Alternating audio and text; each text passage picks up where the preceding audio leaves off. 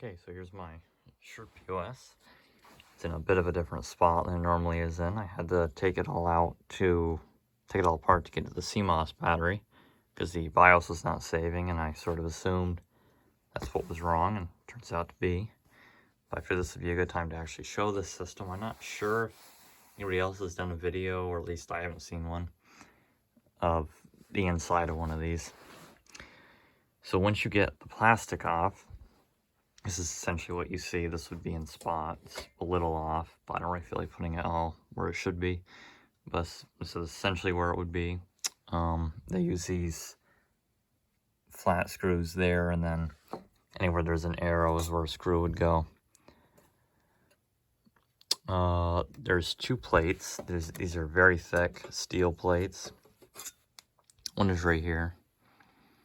I think that is separate so that you can get access to the hard drive and a CD-ROM without having to take everything off, although I would imagine you have to take everything off anyway because of how cramped it is. I was actually going to take the caddy out and see what kind of a drive I put in this.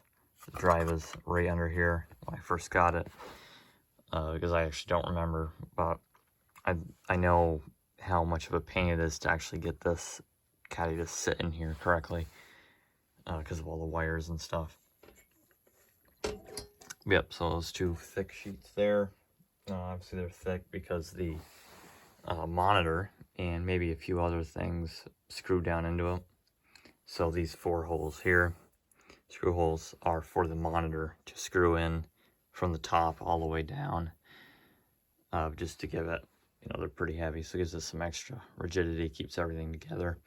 And when I had that sheet here, there was some here as well, so it's depending on how you want it set up, there's flexibility for that. The smaller units of these, the slimmer versions, or not as wide, would just be from here to here, and then obviously there's this add-on piece here, and that is doubles as a spot for a UPC. If yours has one, mine does not, unfortunately. I would not use it, but it would be cool to have in there.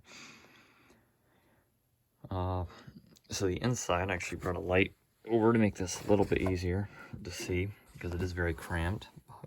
You got your processor here. Mine's a Celeron. I have 2 gigs of RAM in here, and the RAM's right in there. There's these cards here, expansion cards for, and there's 2 of them for point of sale ports, powered USB or the IPL or whatever they're called ports. You got a riser card here with PCI on it. Then there's one CMOS battery on this card itself. Must be to store whatever data this stores. And then right below that, right there's an actual CMOS battery, which I actually had trouble finding. I had to go on eBay and look at photos of these motherboards on eBay to find out where IBM actually put it, because it's very hard to see in that spot. Just another interesting thing about these is the power supply is actually in the front. Oh, there's this side exhaust fan here that is always on, even when the computer's off, or at least it comes on occasionally. So it's in the front, and then there's this cable that runs to the back, and that literally just plugs in to that power supply through a regular port, as you can see. Yeah, they're pretty interesting systems. I quite like how compact they are, how much is going on. It makes them kind of fun to work on, at least at home. I'm sure if this was your job, it would not be. But so I did some software changes, which I will show in this video, even though I'm doing another video separately, but kind of want to show the I/O since I have not done that yet with one of these, just because it's always been in a hard spot to do such a thing. So I'll sort of get it moved enough. Hopefully these will be halfway decent to see. It's a little dusty, but not so much I'm going to do anything about it. I don't mind a little bit of dust, but at a certain point, obviously, it will have to be cleaned, although this really won't get that much more dust filled as I don't use it that much at all. But my computer, on the other hand, is much different. So in the back here, we have, like I said, there's two cards here. This one here, which has all powered USB ports, and this one has the, I think they're called IPL ports, though I'm not 100% sure on that. So from left to right, you got your PS2 keyboard and mouse, serial, VGA, parallel, 2 USBs, Ethernet, 3 audio inputs and outputs, serial, 2 more serial here, and then your power. The serial there, those two actually plug into that card there. Found that kind of interesting. There's a little bit of text right there. I'll try to get to that. Not sure what that says. I can't quite tell, but there's that. So yeah, I guess that's enough, or that's it physically about this. It does have IDE connectors on it. Obviously the CD-ROM's using one, but there's another 1 or 2 more on the motherboard, which is quite nice.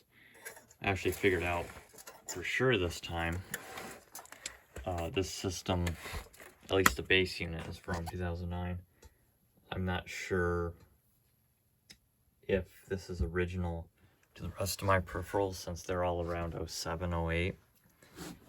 But it's possible they were all together, but it's also possible that they could have got moved around as well.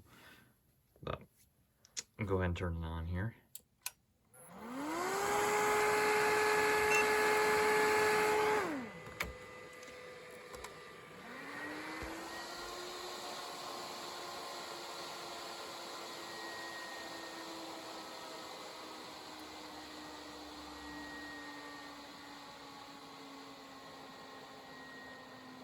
So my main issue is the BIOS.